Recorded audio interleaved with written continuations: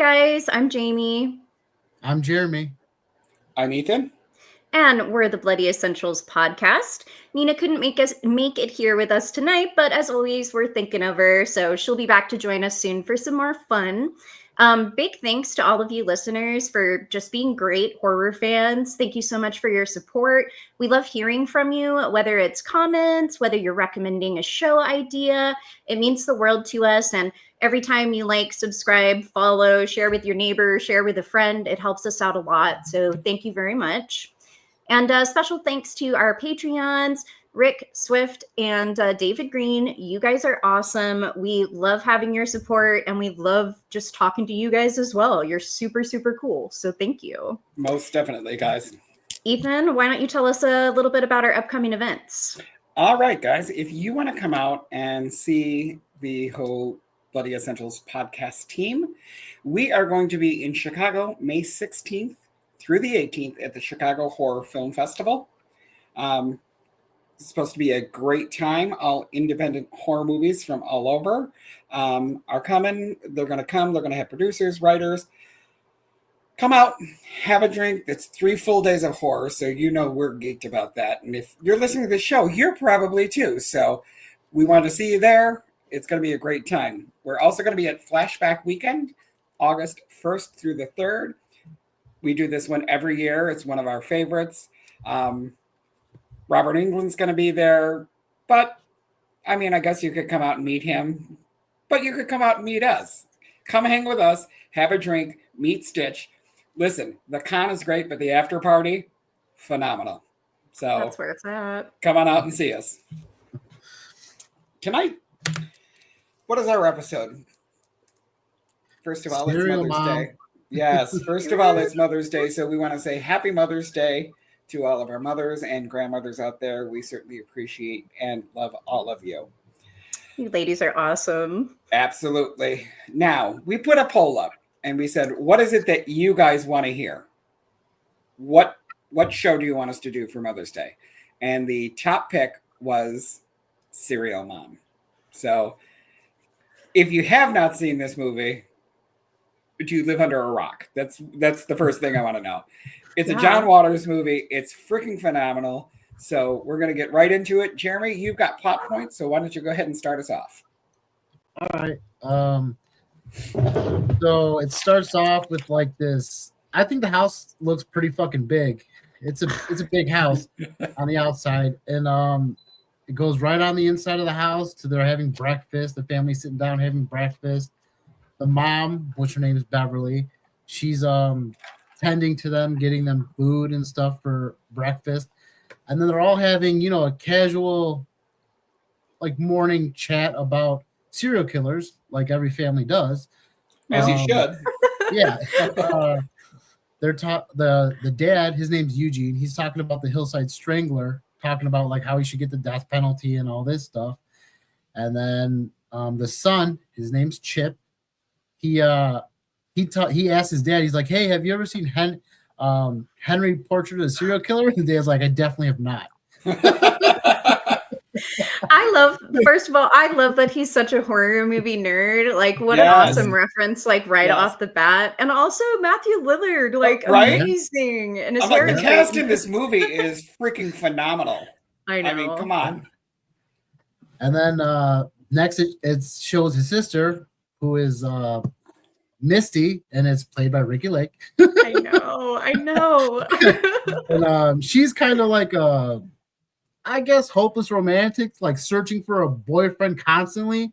She's and boy Chip's crazy. Always talking shit to her, like, "Oh, I bet you'll love any guy. You think he's so cute." True, she really does. She's like so boy crazy. Yeah. Doesn't she say something like you would date Ted Bundy because you think he's cute?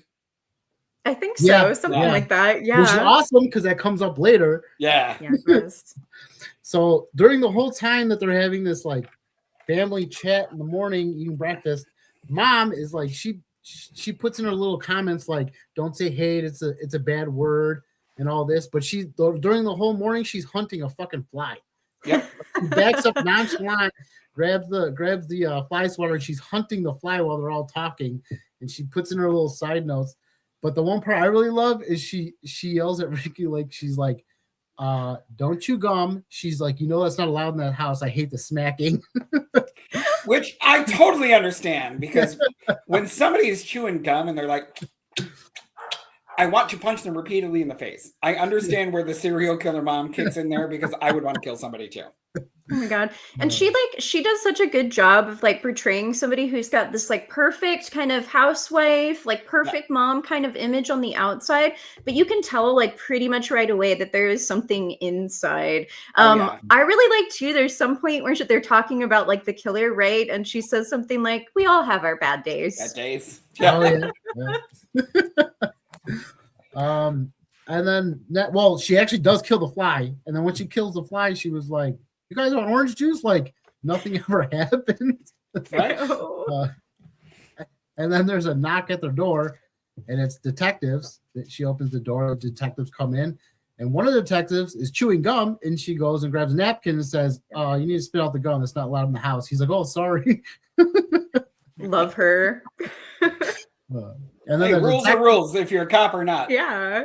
So it's my goddamn house. Yeah. And then so the detectives were there. They're investigating something about like harassment phone calls and like mail threats to a neighbor called, her name is Dottie Hinkle. Yep. And they show the mail threat, and when it opens it's like one of those old school like ransom notes where they like cut out different little letters from the thing and paste on there. Sure and is. it says, I'll get you pussy face, with a big smiley face in the corner. It makes me laugh so hard every time, because you just get it. That's all the shot is like, it's just the mail or whatever. And it's so perfect. Like the smiley face is amazing. Yeah. And I love when Chip jumps up, Matthew Lillard, and he's like, Dad, let me see. And the dad is like, no, son, this is adult business. I'm like, the kid's like 17. He said pussy before. Calm down. He can handle it. Yeah. And then next, the cops leave. The friends come over and pick up Matthew Lillard. They pick him up. She makes the comment that Scott, the one driving the car, isn't wearing a seatbelt, which she harps on this shit throughout the whole fucking movie. She does.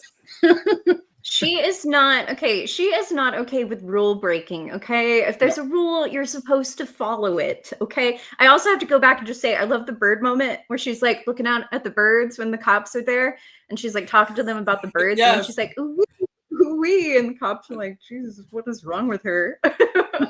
Yes. Oh yeah. They even say she's crazy when they get back in the car. They're like, what is with that? And the one cop's like, she's the most normal, loving person we'll ever meet. Sure. Yeah. And then when all the kids leave, everyone leaves. Beverly goes upstairs and she sits on her bed and she picks up the phone and she's calling no one else but Dottie. And it has like this side-by-side screen of like Dottie like frustrated, not wanting to answer the phone.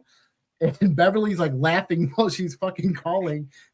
She finally picks up, and what she says is this the cocksucker residence? She's like, at 4215 Pussy Way. and then she goes, is the zip code 212 fuck you? And Dottie on the other line is like, fuck you, and hangs up. Now let me ask you a question here. This was filmed back in the day before, when you could star 67 and stuff and block your number. Did anybody else here other than me, because I was a dick, ever make prank phone calls? Yeah. Every once in a while when I was like a teenager. Yeah. Isn't that great? Yes. Not that I advocate doing that. That was wrong. I was a little a-hole, but it was funny. I wish I had seen this movie while I was doing it, so I could have threw some of that stuff in there for inspiration. Yeah. Exactly. And I love her like look of glee, like the whole time, like even before she's talking, when she's like waiting for her to answer the phone, she's just like smiling and giggling and so ready to like mess with her day. I love it so much. And her voice. Candy. I loved it. Yeah. And I like the part where like it shows a flat, like her thinking about the flashback. and it shows like why she's making this phone call. The flashback is I don't know, it's a stupid reason why, but it shows like her going to get a parking space and Dottie like whips in front of her and takes the fucking parking space, and it like triggers her. Like, I'm gonna fuck with this bitch. I know. I love that she has this rage memory too, like while she's driving, and you're like, okay, this is what started it all. Like, there's a good PSA for you folks. Careful who you steal the parking spot from. Right. Yeah, for sure. Next, it shows Beverly. She's sitting outside of the teacher's office because she's going for a parent-teacher meeting with Chip's teacher. She finally sits down with Chip's teacher. His name is Mr. Stubbins. They both talk about how Chip's such a good guy and he's a good kid. And he's like, he's good except for, he holds up like a paper like he draws in class, and it's like a vampire with like blood and shit all over the paper. Yeah. And he goes, he has a weird obsession with horror movies, and he draws vampires. And then at one point he tells Beverly that Chip needs to go to therapy, and that fucking triggers her. You know, it triggers me too. Okay, yeah, I was absolutely. Like, you know what? Liking horror movies is not a crime. Okay, that's and I'm like, this teacher sucks. Like, we established that too before she even goes in, because when he's talking to the other parent, he's a dick to her too. Yeah. And you're like, this guy sucks. And then he's like, he's messed up because he likes horror movies. Put him in therapy. I'm with Bev on this one. Oh, absolutely. Maybe not what happens next, but I greenlight it. Yeah. And you know what? If the teacher had said he's not paying attention and he's doing these doodlings while he's supposed to be in class and it's affecting his class, fine. I could see him being upset. But just because he likes horror movies and he's doing this, that makes him a bad kid. Is he doing good in your class? Yeah, then shut the hell up and mind your business. Yeah. Right. Yeah, you know. You don't have to watch the movies with him, sir. You're a square, so you probably wouldn't like them anyway. Exactly. And now it shows Beverly in her car, and it shows the teacher, and she's like lurking real slow, and he turns and sees her and waves to her like, hi, how you doing? And she waves nice to her, and then she fucking puts pedal to the metal and fucking runs his ass over, and then stops, puts that shit in reverse, and runs right back over him again. And while this happens, there's like a stoner chick behind the tree watching everything happen. But did you notice before she hit him what happened? No. He waved and he stuck a piece of gum in his mouth. Oh, I didn't notice that part. Yeah, he started chewing gum. And then when she hit him and she rolled back over him and it pans back over to his body, he's all bloody and his mouth opens and the gum falls up. That's awesome. Yeah. That's what an amazing little detail. Like, there's so many great details in this movie. Like, she gave the teacher a fruitcake too, like for the parent-teacher conference. She like gave him a fruitcake, and he's like, thanks. But that's an amazing detail that I did not pick up on. That's so cool. Yeah, I missed that too. Yeah. Next, it shows Beverly. She's back at her house now, parked and everything. And then this lady Rosemary, it's another neighbor. She like comes running over. She's like, "Are you here?" She like just walks in her fucking house. She's like, "Are you here?" And Beverly's there, and she tells Beverly to like turn on the TV because the teacher died. She turns on the TV, and they're all watching it. And this is where Beverly finds out that there was a witness. That stoner girl is the witness. Yeah.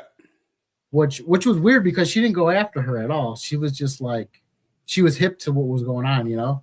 Yeah. Yeah. Yeah. She got it. Yeah. And the stoner girl is hilarious too. Yeah. She is. The car was blue, you know. Blue. The woman wasn't blue. The car was blue. Oh, that's good times right there. At this point, the detectives are kind of suspicious. They come and they visit their house again. And they tell them that Beverly's car is like a blue station wagon, is the only vehicle that matches the description that their child has that teacher. And then all of a sudden, the friends come over and they're like, Scott is like the inappropriate one, the hornball. He's looking at a magazine. He's like, this bitch is so hot. The detective is like, let me see that magazine. And the cover of the magazine has like a letter cut out, like she made the ransom note. So this is kind of like sticks to their memory too. It's not looking and good then- for her. Yeah, and then the detective leaves, and then all of a sudden, Beverly's she's in her kitchen, like dancing, sifting the recycling, cleaning that shit, and then I loved it how she was. It was Barry Manilow. She is so June Cleaver, and she's just singing and dancing and throwing it away, and in 30 seconds she's going to turn into Alien Warhorse and kill everyone. I love it. Oh my god, I have a fun fact about that too, but I'm gonna save it for the end. All right. She looks out the window and she sees Rosemary like just dumping shit in the garbage, and it really pisses her off that she doesn't fucking recycle. And you can see it like on her face, like it's welling up inside of her, like she's gonna fucking explode. And then she looks outside and sees the I think they're recycling men. I don't think they're garbage men. They're like the recycling men pull up. She grabs a couple shots and goes out there and gives them each a shot, which is fucking awesome. I would love that if I was a recycling man. Right? She would be great to have on your route. Like, oh Absolutely. my gosh. Yeah. I would wait there extra long and be like, is she gonna come out? Yeah, I know. So while she goes out there and gives him the shot, she's having a conversation with them, talking shit about Rosemary because she doesn't recycle. And they're all like, yeah, man, someone should just kill her, like give her a big smile, you know what I'm saying? Yeah. And then all of a sudden, Beverly makes this comment about Rosemary. She said, for the sake of the planet, somebody just might. Yeah. I'm like, God damn. So hilarious. And it's like, guys, like, careful, like, don't encourage this woman. Also, just to go back, can we talk about the sex scene for a minute? Oh yeah. Oh God. It's so funny because, like, he's like, we gotta be quiet because the kids are home or whatever, and she does not do that. It's like it's wild. And the looks of like disgust and like terror on the children's faces is so funny to me. Like, just both of their faces is so good. And they both like meet in the hallway, look at each other like, what the fuck? So funny. And Beverly was so like moaning, like he touched her arm and she was like, oh. I was just about to say that. I mean, there was like no foreplay. He kissed her, touched her arm, and she was like, oh. Yeah, as performative as you can get. Yeah. And then when they really got into it, I was like, damn. I know. Whoa. Right, legs were up and shit. Oh, that was funny. So good. And now it shows like Beverly kind of lurking on the outside of Rosemary's house, like looking through the window. And then Rosemary's sitting there with Dottie, the one she made the phone calls to. And I think Dottie notices her. She turns and like gets all scared, and then she sticks her head up and they're like, oh, hi, how you doing? And they let her in. And she sits down with them. They offer her a beer and she's like, no, I don't drink. I'll have coffee. And then while Rosemary leaves, she kind of is fucking with Dottie. Yeah. She sits down and there's a Fabergé egg on the table. She grabs the Fabergé egg and fucking throws it on the ground. She's like, oh my God, Dottie, why would you do that? But before that, when they're all sitting there and she's like, oh, those are beautiful flowers, aren't they? Pussy willows. Right, yeah, oh my God. She's like, oh my God, it's you. I know Dottie's face, she just makes the connection, and Bev is loving every second of it. She loves like the power she has over her. She just gets like sick kicks out of it, and it's so funny. Now it shows the detectives, they're still on the case, man. They're on this. I don't know. It started from a fucking some mail and phone calls, and now murder. Yeah. Right. So these detectives go visit the dad Eugene at his office. He's a dentist. They talk to Eugene and they explain to him like they were going through his garbage and they found like these serial killer books, and he's all like, they're probably my sons, because he's into all that shit. Right. So I mean, they didn't really harp too much on it, but it was just like, we found these in your garbage, right. And the cops were like, no, we found them in the garbage. And she went to such and such bookstore on, February 5th. And, visa ending this. So that doesn't, that doesn't mean they're hers. She couldn't have bought them for her kid. Right. I mean, Right. what kind of detective work is that? I mean, my mother bought me a book on serial killers. Could be. I mean, she wasn't a serial killer. So She I never do called anyone a pussy face, though. That's true. well, she might have. So. From what we know. Oh my gosh.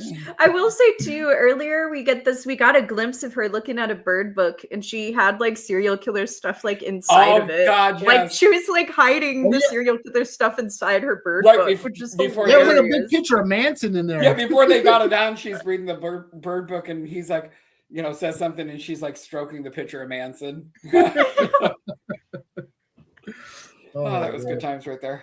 Now we're at the swap meet. So Misty sells like all this shit at the swap meet, which is the daughter.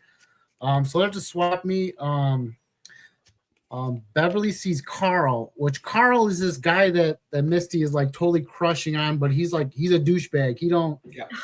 He'll hang out with her, but he doesn't want shit to do with her. You know what I'm saying? Right. He always keeps on he puts her in a weird friend zone, and like she keeps chasing out, and it's like, girl, even her mom says at one point, like, is like not for it, you know what I mean? And it's like, he even like says to her at one point something like, oh, if he says that if I lose like however many pounds, then we can hang out or whatever. So not a nice dude. Carl sucks. Oh, and in the beginning when we first meet Carl, he pulls in and fucking like completely cuts in the back of her dad's car when he's trying to back up. Right. He drives like a douchebag. But later on, the dad, like when she's talking about Carl, the dad's like, yeah, he's a bad driver too. Yeah. Now, I don't know about your dad, Jeremy, but I know my dad and I know your dad, or I'm sorry, Jamie. I know your dad, Jeremy. If someone had pulled into our driveway like that, like a crazy man, and almost hit him, he'd have jumped out and somebody got their ass whooped. He's like, somebody would have got their ass whooped in the driveway. Cops could have been in the driveway. Doesn't matter. Somebody would have got their ass whooped. Yep. It would definitely not like slide for sure. Definitely not slide. No. So Carl's at the swap meet. He's with this hot blonde chick. He's Tracy buying her all Lord. this shit. Yeah, he's buying her all this shit she wants. There's a Fabergé egg in there that she wanted. That actually Rosemary wanted, had a chip on it, and then she passed on it because it was too expensive. So Carl's girl sees the Fabergé egg and wants it, and he buys it for her. Mm-hmm. I think actually Carl was supposed to be at the swap meet with Misty and stood her up to go with this chick. Yeah. Mm-hmm. Yeah. And Beverly's behind the table with Misty and sees all this shit, and then all of a sudden Carl's like, I gotta go to the bathroom. He goes to the bathroom. Beverly picks up this what was it? The fire poker? Yeah. It's like a raw iron fire poker, and then goes to the bathroom after him. She hides in a stall, and then this is where there's like a peephole, or it might be a glory hole. Right. It's like a glory hole to me. Yeah, it's probably a glory hole where this is where we meet Mr. Pickles. He sees her through the glory hole, but he gets scared. He like stays in there. Or no, doesn't he run out or something? I think he runs out. Yeah, he's like, fuck this. Because he sees Beverly in there like holding the fire poker like she's about to fuck him up. Looking menacing as hell. Right? Yeah. So he runs out, and then all of a sudden Carl's by himself at the urinal. So Beverly comes. What's that? Can I just say this? He pissed forever. Yeah. It seems like he was at that urinal pissing for like 4 minutes. Yeah. I was like, time. My God, what did you drink, dude? It's a swap meet. So, if it's a good swap meet, there's beers available. Okay. Somewhere. Okay. So Beverly comes behind him with the fire poker and fucking stabs it right in the back. And when she pulls it out, there's a fucking piece of meat on it. Like she pulled something out of him. And then she's grossed out about it too. You notice that she's like all gross, trying to flick it off. And he falls and dies. She leaves. She goes back to the table. And I can't remember what the fuck she has in her hand, but she's like, I made a killing. She fucking Oh, she sold the Pee Wee Herman doll, I think. Oh, for $158. Yeah. Yeah. I And, don't like- remember why that stuck in my head. I'm sorry. Oh my god, yeah, the exact price. Yeah. Oh, and it's hilarious when Rosemary like looks down at her shoe and is like, "Oh, you have doo-doo on your shoe," and she's just like, "Ew, I hate that." Like all nonchalant, and you're like, And she's trying to like rub it off onto the floor and shit. Yeah. And then all of a sudden, Rosemary puts her hand down and feels the fire poker, and she sees the blood on there, but she doesn't say anything. She just gets creeped out about it. Right. Probably smart. If you think that, if you think that your kind of friend / neighbor might have just like killed somebody or done something, I probably would have kept it cool in that moment. Yeah. And then maybe called the police after that. But right. As soon I don't as want to you get a left the poker. building, you would have fucking booked it. Like, get me away from this bitch. Yeah. All right. And now it shows Eugene in their bedroom, and he's on Beverly's side of the bed, and he's looking under the bed, and he finds like this folder. And he pulls it up, this folder and binder, and he puts it on top of the bed. And he's going through it, and there's like pictures and fucking like stuff from serial killers, and it says like to Beverly, like it's to her. It's not like Yeah. stuff. There's an autograph from Richard Speck. Yeah. Yeah. And then the tape from Ted Bundy. Yeah. This He is Ted finds Bundy. Bro, 6 days before I die. I'm like, this is freaking awesome. Yeah. I it know, was awesome. Ethan. I was like, oh, I thought of you, Ethan. It's so awesome though. The husband is like discovering all of this, and there's a lot to unpack, a lot that he didn't necessarily know about his lady, but it's probably making a connection for him now where he's like, oh, the police did mention that book, Hunting Humans, that she threw out. Yeah. Right. And I feel like Eugene's starting to believe it a little bit because he found all that shit and he didn't bring it up to her at all. He was very like closed-lipped about it. Yeah. So, because like, if you weren't suspecting that your wife maybe was committing crimes, you probably would have just asked and been like, Yeah. so are you like a serial killer enthusiast, like secretly? Because if Right. that's something you're interested in, we Right. could go to a museum. You could tell me about it, but everything's good, Right. And at this point, Misty is starting to think that her mom is a killer because it shows Misty goes and visits Chip at his store because he's a manager at the movie store. So cool. She's telling Chip like she was like, Carl's dead. She's like, I think mom killed him. She says mom's Charles Manson. Yeah.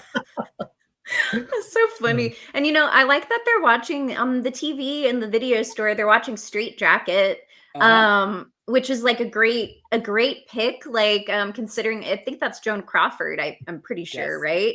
So it makes a lot of sense that it's playing in this movie. And John Waters really loves that movie too. So I thought that was a treat. They even show her a decapitation scene from that movie, which is fun. Yeah.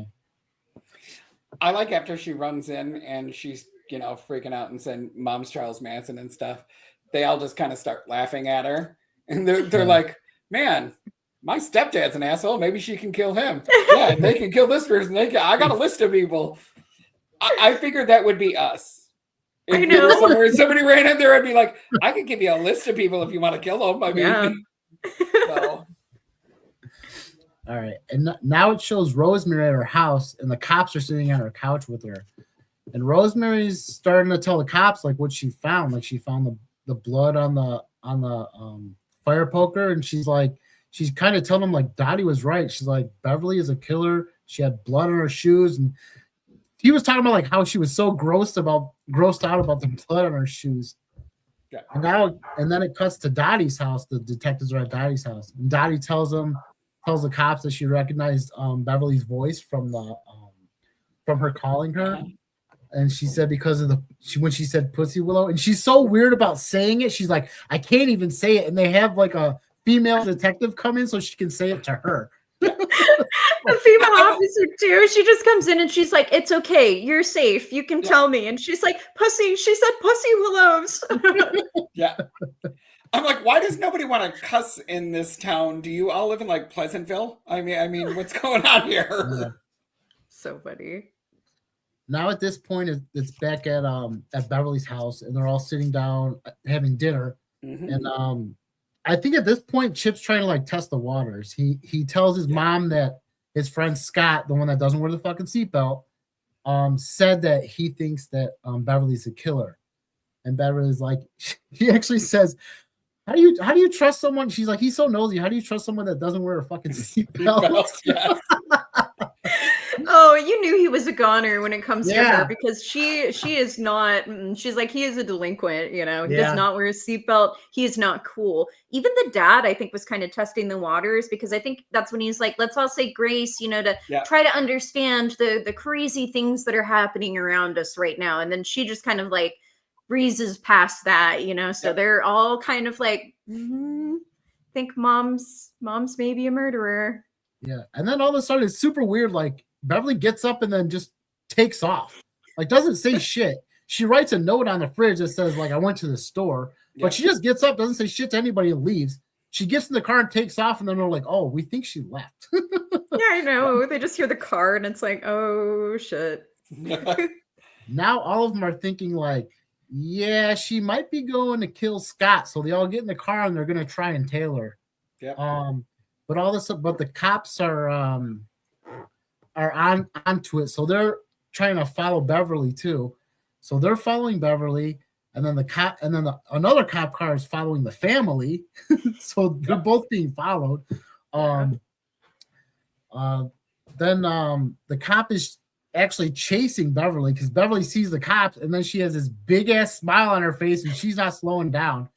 Turns up the radio. She's Love just that. she looks behind her. She's singing and she's driving, and oh my god. Yeah, the song she plays is Daybreak. Yes. I mean, so. So Not funny. a Barry Manilow in this. Yeah. Oh So- yeah. So she actually loses the cop. She like fucking drives all crazy off to like a different lane. But then and during this scene, it like cuts back and forth between like her family and her, like what they're doing, because her family thinks they're at Scotty's house, so we're going to Scotty's house, but she's going somewhere else, so it's going back and forth. It's a pretty cool mashup. Yeah. It So is. now it shows Beverly, she goes to this woman's house, this neighbor's house. Her name is Betty, which is the woman that she called her husband like late as hell to come work on her husband's teeth, which I think is another trigger, like because she wanted to go see birds and they had to cancel it because she called and got in when office hours weren't even open. So that's breaking the rules again. No, so you she do not break the rules with this woman. not at all.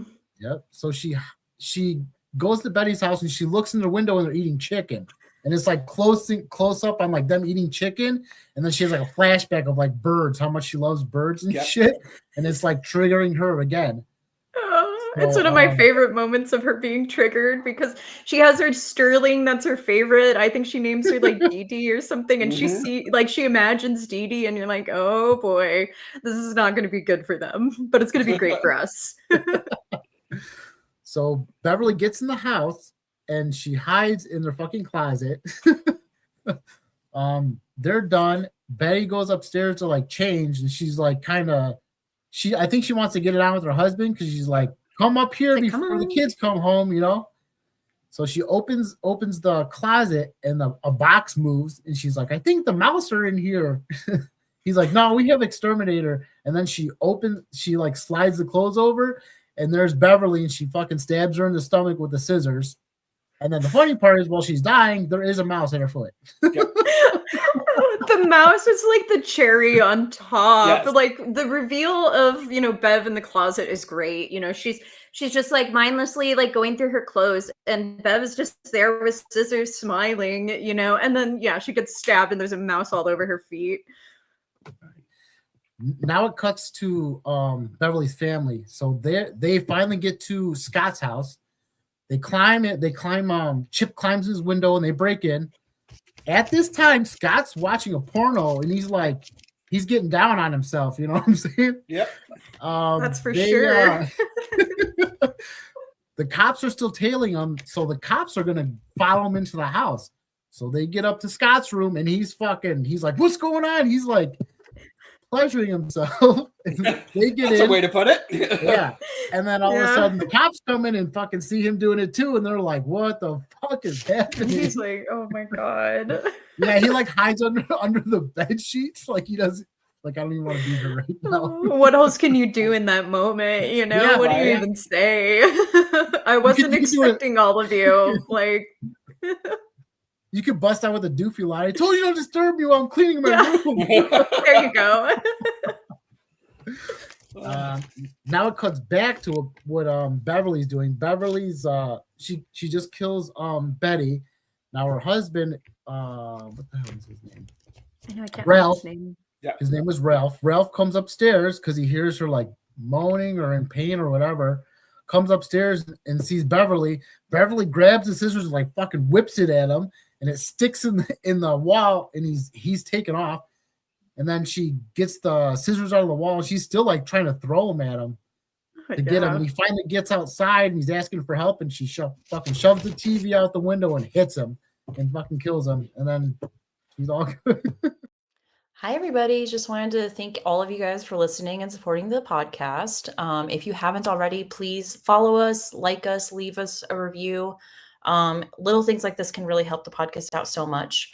Also, if you want to hear your name mentioned in our episodes at the beginning and receive fun little goodies from the entire Bloody Essentials team, you can join our Patreon. It's 100% like no commitment. All the proceeds go back into the podcast. It helps us upgrade our recording equipment, our editing software, all those good things.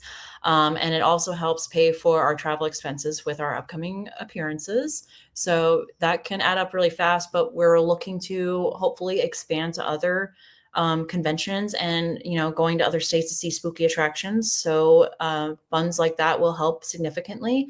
Also, I don't know if you guys know, but before we can actually like start receiving funds through YouTube and things like that, as horror creators, we need at least 500 followers on YouTube. So if you aren't already following us, but you listen to us and you really like our content, please like us, subscribe.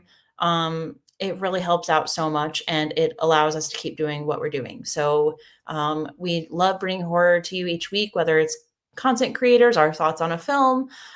So we really want to keep doing this for as long as possible. And money is unfortunately a big way to stay on top of that. So like I said, all of your support really means a lot, and you get fun little goodies from all of us. We got Bloody Essentials merch. We got horror goodies that we've been saving for you guys, whether it's stickers, horror collectibles, like I'm talking like shirts from your favorite horror companies, Fright Rags, all those good places. And then, of course, we've got some NECA figures and all those kinds of things. So if you want to receive fun horror goodies from your Bloody Essentials crew, join our Patreon. It's going to be a really good time. We also have a Discord channel and unedited episodes before they air. So that's always exciting. And we're hoping to be doing movie parties really soon.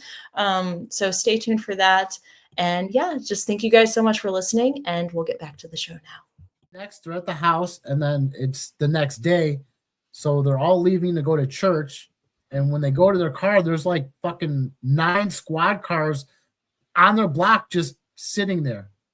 And it doesn't faze her at all. It doesn't faze Beverly at all. She's like, okay, let's go get in the car. Like fuck them. And the whole family's just like, okay. And everybody gets in the car. And there's like, literally, like, there's probably never been that many police on that street in this suburban neighborhood, like, ever.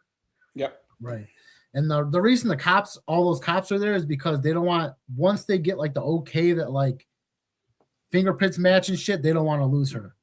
So they all tail her like it's like a fucking funeral. Like all of them are going to church together. They get to church, she gets out of the car, and like everyone's like shying away from her, because they're like, oh fuck.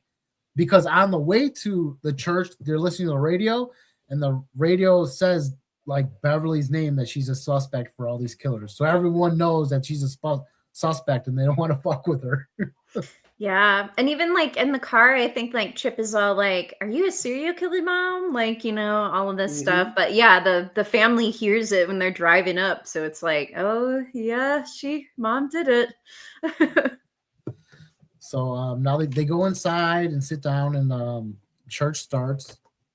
Everything's happening. The cops are still waiting outside. They're waiting for the call. they all stand up and they're starting to do prayer. At this time, the cops get the okay that the fingerprints match. So the cops go inside and they're all like, they like find spots in church to go sit down and stand up during prayer. So the prayer happens and all of a sudden Beverly sneezes loud as fuck and her boogers fly and hit the fucking baby that's in front of her. It's so funny. Also, the sermon was on like capital punishment. Yes. Yeah. It was hilarious. So she sneezes so loud and everyone like flips the fuck out and like it's like a rampage in there. Like everyone's going everywhere like it's a fucking fire or something. Yeah. And then Chip and his girlfriend Birdie grab his mom and sneak out. They're like gonna get out of here. You know, they're gonna hide her. And did you notice during the free for all when that was happening, the cops started to come in and the two guys that did the recycling, one of them grabs one of the cops and fucking punches him right in the face. I saw that. Yeah. I Yeah. love that. Well, they're part of the crew. They're part of the crew. Look, they need to be on my side. So they need to hang out with us. Yeah. So. Yeah, they're down for her, man. Yeah. Next, he takes his mom to the movie store where he works, puts her in like the back room. He's like, "Mom, stay here. We got to open the store." So they open the store, and then there's a they put on Texas Chainsaw Massacre. Yeah. On the fuck, yeah. And this lady comes in bright and early. Her name is Mrs. Jensen. Yep. She goes in there. She's given a tape back, and she wants to rent Annie. Right. She gave back Ghost Dad because she just loves that Bill Cosby. Yeah. So. And then Chip starts giving her shit about not rewinding her tape. He's like, "I'm gonna charge you a fee this time." And then she gets all pissed and she says, "You're the son of a psycho." And I think this shit really triggers her because she's next on the list. So yeah. Not good for her. Not only did she not rewind, which is not cool, and she's a repeat offender. Okay, she is a repeat no rewinder. Not cool. Absolutely, and I think because he's like, "This time I'm gonna charge you." I think he even makes a comment like, oh, it's all those family films or whatever, like influencing her. They're bad influence on her, all those family films, which is pretty fun. So she leaves, and then Chip goes to look in like the room where they left his mom, and she's gone. And right away he's like, "Fuck, we gotta go find her address because we know exactly where she's going." Yep. They find her address and they try to beat her there. And Beverly's there. He's at the house. And okay, this shit was gross to me. She sits, Mrs. Jensen sits down, puts on Annie, lifts up her feet, and has her dog lick her fucking feet. I'm like, what the fuck? She's the real fucking serial killer here. Jesus Christ. Yeah, you're the real psycho lady. Yeah, and it's not even like the dog just did it because her foot was there and the dog. No, she literally said, "Come over here, lick my feet, get them wet." Right. And it's like, oh, no. Like, Jesus Christ. There's just something wrong there. Yeah. All right, so while this is happening, Beverly sneaks in and grabs the knife. And she goes behind her like she's going to stab her ass. And then she's like, no, wait a minute. Mm-hmm. She goes back to the kitchen, and there's a leg of lamb on there. She grabs that fucking leg of lamb, goes behind her and beats the shit out of her and kills her with the fucking leg of lamb she was eating. That's awesome. Yeah. Beautiful. Yeah. And all while this was happening, Scotty was actually on the roof of like the next door watching all this shit happen. And after she kills Mrs. Jensen, she looks up and see that Scotty's seen what she did. Yeah. So and then Scotty noticed that she's seen him, so he takes off.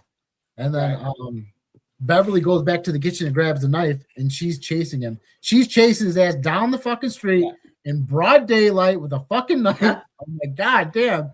But did you notice when Chip and Birdie were at the house watching this happen, they didn't actually see her get killed with the leg of lamb? No, they just walked in. They seen afterwards. He raises her up afterwards to look in the window, and she comes down and she like starts freaking out. She's like, "It's brown! It's brown! The blood is brown! It's not red like the movies! Oh my God, this is real! This is real!" I'm like, "Okay, ma'am." I I'm gonna know. need She's you like, to it's calm not down." like the gore movies. It's not like the gore movies. Yes. And now Scotty finally makes it to his car and he gets inside, and his car has like the I don't know what kind of material. It's a A material rag top. top. Yeah. Oh, Yeah, mhm. So rag he top gets in the convertible. car and she's fucking stabbing through the top of there, and she says, "Wear your seatbelt. It's the law." Like fucking still out about the damn seatbelt. Jesus Christ. And Scotty just finally takes off, and she steals a fucking van from a dude, and now it's a full-blown fucking car chase. Yep. Oh my gosh. They zoom by, the detectives are there and see it, and now they start tailing them. So all three of them are tailing each other. While this is happening, Chip and his girlfriend Bertie find his dad, get in the car, and now they're about to go find him. So all four of these cars are going to the same fucking spot. Guy pulls up in front of like a I guess a concert. They're having a band inside. and Yeah, they're like a giving punk they're giving venue. they're giving him shit about not letting him in, and he's like, I gotta get in. He eventually gets in. He just And, wanted to go and see Camel Lips. Yeah. Yeah. I mean, come on. Yeah. Now Beverly sees where he goes. She gets out of the van and she goes up there, and she's like in line trying to cut and shit. And everyone in line notices. They're like, "Aren't you Serial Mom?" She's like, "Yeah." They're like, "Go right ahead. And she gets to the door guy that was giving Scotty shit, and he's like, "Holy crap, you're Serial Mom?" He's like, "Go right in." Yeah. Let me roll out the red carpet for you. Yes. I know. They're like so stoked to have her in there. Yeah. And this is where she actually admits, she's like, well, yes, I am Serial Mom. Yeah. But see, if I was the doorman there, I would be like, "I'm sorry. Before you come in, can you sign this? Yeah, I know, right? Can I have your autograph before you go in, please?" And a picture too, if possible. Because you know him will meet me a serial killer. Sorry, Steve. Go ahead. So Scotty's working his way through the crowd. He finally finds himself on stage. He gets on stage. Beverly finds him on stage, grabs a cord and cuts it, and drops one of the lights on him. This doesn't kill him. He gets up, and then she takes hairspray and a fucking lighter and sets his ass on fire. And then he's on fire, and he's like going like this on stage, and everyone thinks it's part of the show, and they're fucking cheering. They're like, yeah. And then he falls down and burns alive, and the cops come and they arrest Beverly. And while they arrest Beverly, the whole venue, everyone is cheering, and like they're cheering and they're chanting like Serial Mom, Serial Mom. It's fucking awesome. I know. And I love how everybody's just watching like the guy, like Scotty on fire. The band, even like one of the ladies like steps on him or something, you know? Yeah. And it's like, oh my gosh. And I love when the family like sees Serial Mom up front and she's like at the front row and she just like waves to them before she gets arrested. And then she motions like it's kind of loud.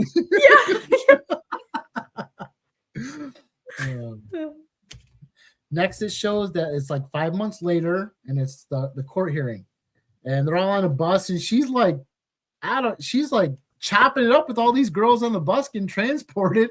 Yeah. And now like the court case begins. Beverly's sitting there, and she's kind of like flirting and being real nice with the jury while she walks in. She tells the one girl, "I like your coat," and all sorts of shit. There's a dude like he has like a booger. She's like, "You got a booger, fix it." Beverly's sitting there, and his lawyer's doing like his opening thing, and then while he's doing his opening stuff, Beverly looks over, and the girl's wearing white shoes. The one that she says she likes her jacket, she's wearing white shoes, and this fucking triggers her. She grabs a pen and a pad of paper, and she writes down there, "Juror number 8 is wearing white shoes after Labor Day." And while the lawyer's doing an opening spiel, she like interrupts him, and she's like, "Look at what I wrote down." And he looks at it, he's like, yeah, okay. And I feel like because he pacified it, she was like, "I'm firing this motherfucker." She was like, "Oh yeah, I'm gonna represent myself. He doesn't care about white shoes after Labor Day. Are you fucking kidding me?" This guy's crazy. This guy can't represent me. Right. Another rule. I know. Don't break the rules. That's right. So at this point, Beverly's like, I'm just gonna be my own lawyer. I'm gonna represent myself. And at the I can't remember exactly what he says, but the judge is like, you're fucking crazy for doing that, but okay, the law is the law. You know what I mean? Yeah. So now during the case, cross-examining starts. Dottie's on the Yes. on the hot seat, and she's cross-examining her, and basically Dottie's saying like how she's a killer, she was the one making the phone calls and shit, and she says, "Do you drink?" And I wasn't getting it at first. Like, what's her fucking angle? She was like, "Do you drink?" She's like, "No, occasionally." But she's talking about that day when she went over there and broke the Fabergé egg. She had a beer, so she's like, "I got her. I'm gonna out you." She's like, "Well, I drink occasionally," and then she's like, "Oh, so you're lying to us because you said you didn't drink," and then she's like, "You fucking bitch," or whatever she says to her. She gets all flustered. Yep. Yeah, and then Beverly nonchalant like covers her mouth in motion. She says, "Fuck you," and this sets fucking Dottie off. She's like, "Did you see what she says?" And then Dottie goes, "Fuck you too, you whore," and she says it to Beverly. Beverly was like, "What? You guys seen me? I didn't do anything. I'm just standing up here." And Dottie goes fucking off. She keeps on swearing at her, and then eventually gets herself held in contempt of court because she keeps on swearing and fucking going up on Beverly. Yeah, I think he gave her what, $1,000 fine and 5 days in jail. Yes, it was pretty hefty. Like she got some serious punishment for that. And like what a fucking mastermind manipulator to like do that shit and cause those people to get themselves in court just so you don't get caught up. Fucking awesome. I know, because it's like, man, you know, Dottie's been victimized by Beverly for a while now, and like she just did it again, and everybody like believed her because she made her look like an ass, and it's like, and everyone's seen it. She fucking mastermind. went off. She went fuck off. She was mad. Next it shows Detective Grace come to the stand. Now Detective Grace is he's the other one. He's the other detective because the daughter was flirting with the other detective. Detective Grace was kind of in the background. So Detective Grace comes up there, and basically they're up there to talk about how they found the books, the serial killer books in Beverly's garbage. Right. All of a sudden it shows Beverly, and then the recycle men are behind her.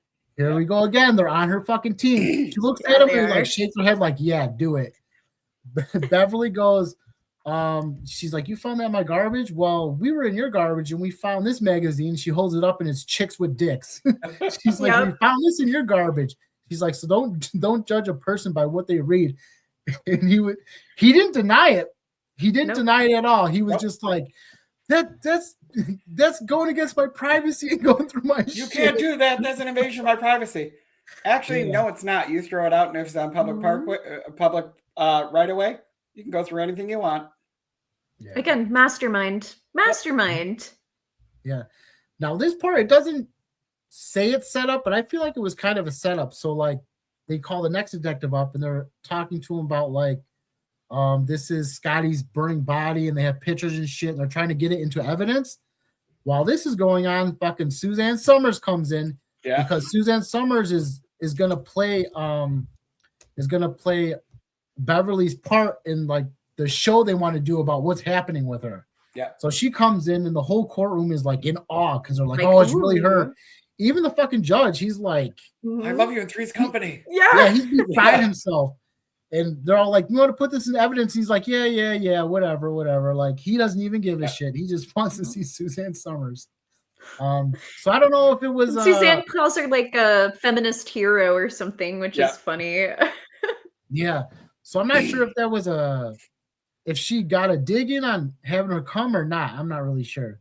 Because setting up all this like movie stuff is definitely Chip's shit. He's doing all that. Oh yeah.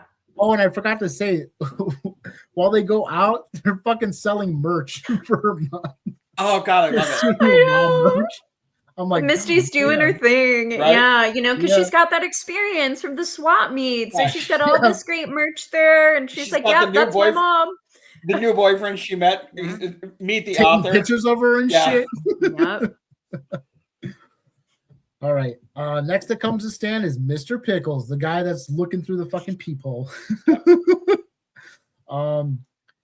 Well, they call him to the stand. He's in the bathroom. He's writing on the stall where it says, I smell the juror's Skip jury's underwear or some panties, yeah. shit. Yeah.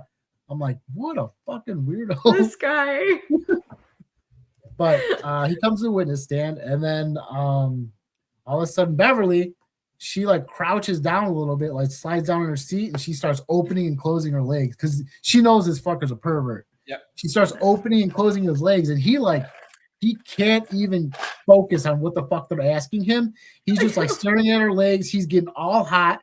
And then they're like, he denies the statement he says about her. Yeah. Because he's just like so invested in fucking watching her open and close her legs.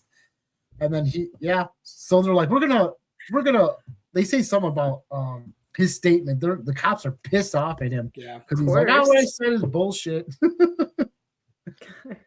He's like, I made it all up. Yeah. I know, and it's like, what does he think is going to happen? Does he think that if he doesn't like make the statement, he's going to get with Beverly? Like, is that what he's thinking? Like, come on. But he was stupefied. His brain was melted. It was turned into putty, by the opening and closing of her legs. All right, and next the jury's in. The one juror stands up, and then she says, Beverly is not guilty. So everyone cheers, and she's like, I'm going home. Right. And then the family's like, oh, what do we do? They're like, well, I guess we got to take her home. I mean, right. I don't think any of the family thought that she was getting out. Yeah. Right. Yeah, I don't think so. Yeah.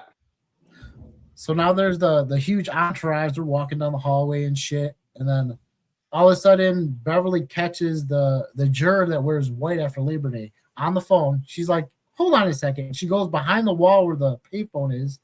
She's talking on the phone. And then all of a sudden, she hangs up the phone on her. And she's all like, she confronts her like, why are you wearing white after Labor Day? And she's all like, that's not a thing anymore. She's like, no, it is. She grabs the receiver and fucking hits her with the receiver and kills her. She beats her with the phone receiver. And then after that, she just goes back to her family walking down the hallway like it wasn't shit. Like Suzanne Summers.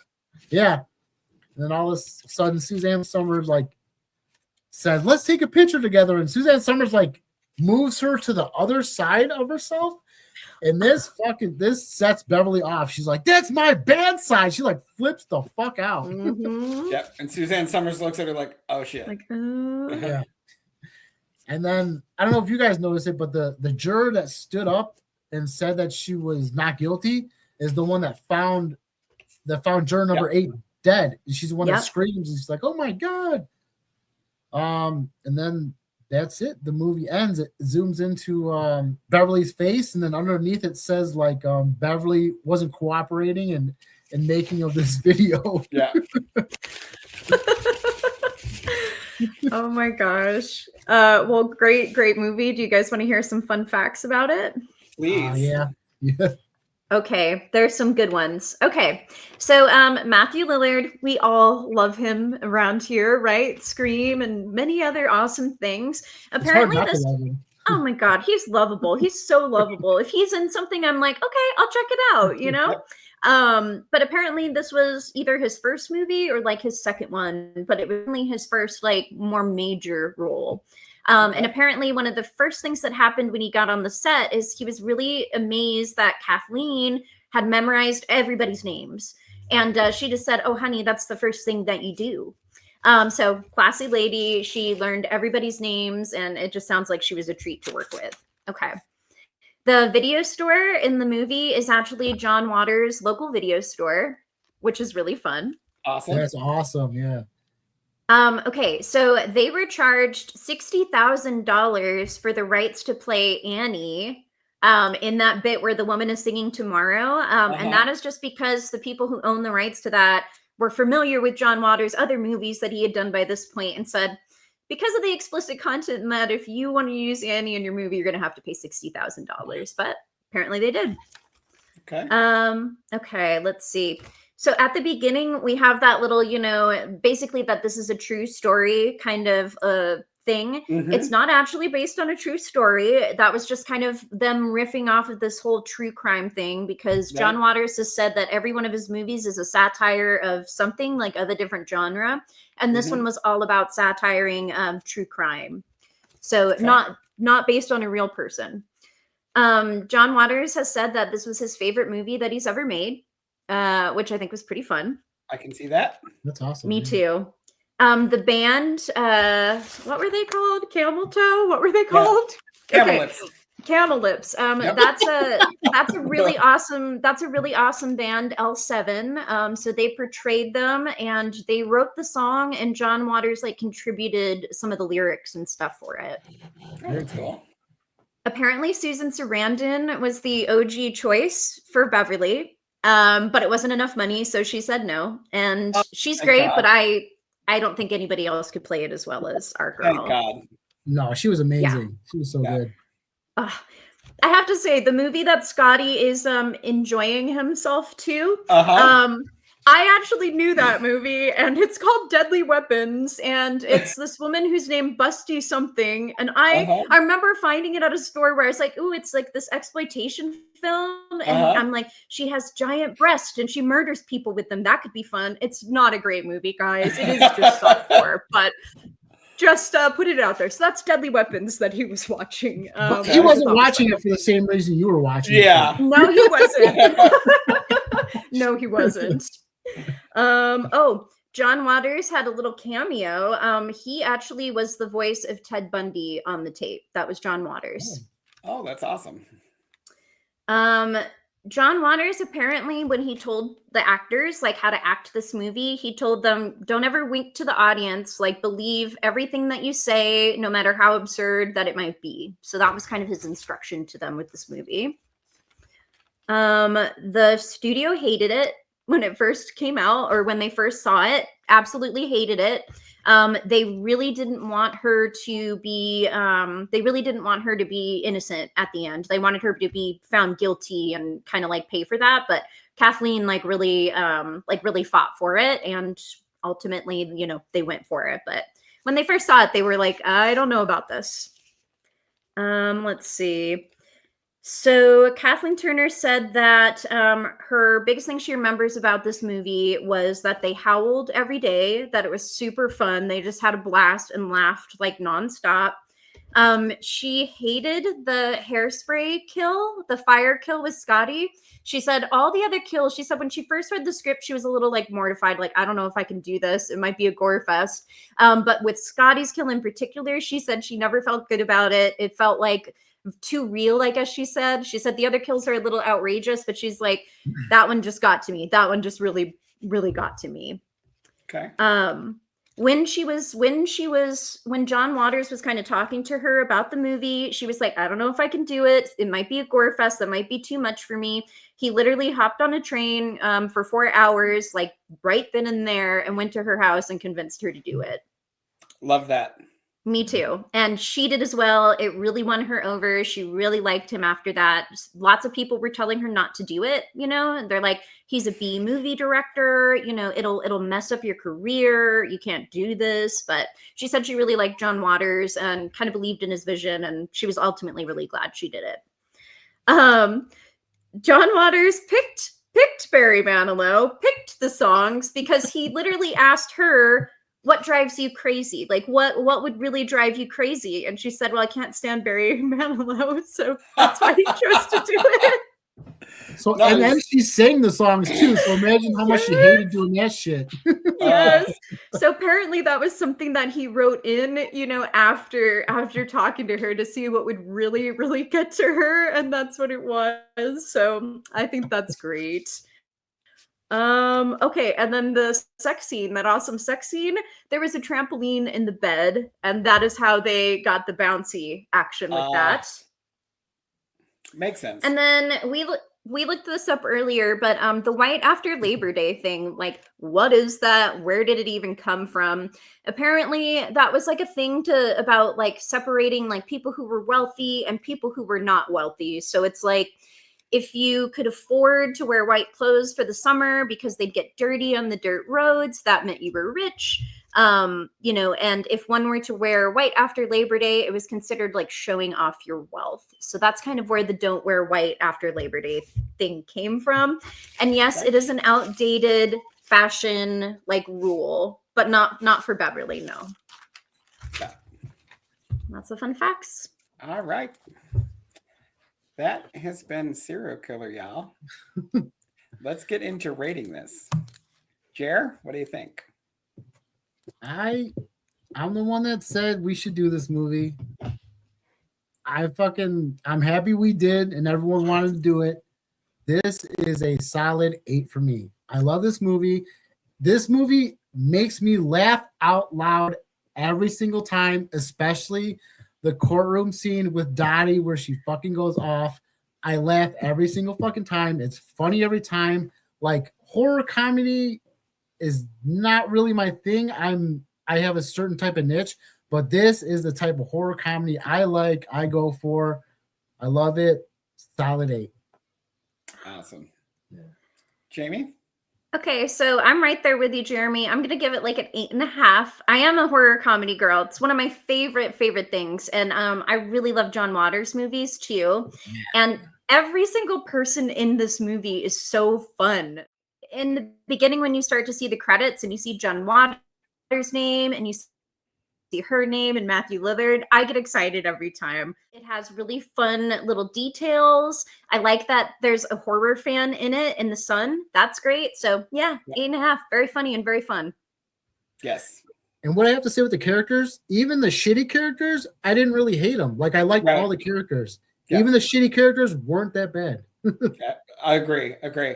Yeah. I do like horror comedy as well. I like John Waters. The entire cast here, I thought, was phenomenal. Like you were saying, even the second class, ones that weren't main characters, they were still great. Everybody in here I liked. It was a great movie. I myself, if I need to laugh, because I still want to watch horror, but if I need to laugh, I will throw this on because it is laugh out loud funny. It's not just, a couple of chuckles. I mean, I was belly laughing in here, and Stacy was like, you okay? You okay? What's going on with that? I'm like, no, it's good. It's good. Serial mom. So, yeah, I'm like, it's serial mom. So, and I am so glad. I did not know that Susan Sarandon was up for that part. Thank God she wanted too much money, because for sure, I don't think anybody could have done anybody better of a job than her. And I'm not a huge Susan Sarandon fan, but that's a whole different story for a different time. So with all of that being said, I'm going to have to say that this is a 9. Nice. Yay. Yeah. Well deserved for sure. Yeah. This is a special Mother's Day treat. That's very high ratings from everybody. And if you're looking for a great Mother's Day horror movie to watch, this is pretty much the best one I could think of. It really is. Yeah. Awesome. Very good movie. So all right, go watch it with your mom. Yeah. Oh my gosh. I wonder what my mom would think of it. I mean, I feel like you can't not like this movie. It's hilarious. Yeah. It's quite fun. My mom would be about it for sure. Yeah. Yeah. Yes, your mom would, Jeremy. All right, everyone. If you find yourself in a horror movie, don't have sex, even if it's with a trampoline. Don't do drugs. And certainly don't die. We'll see you next time. Bye. See ya.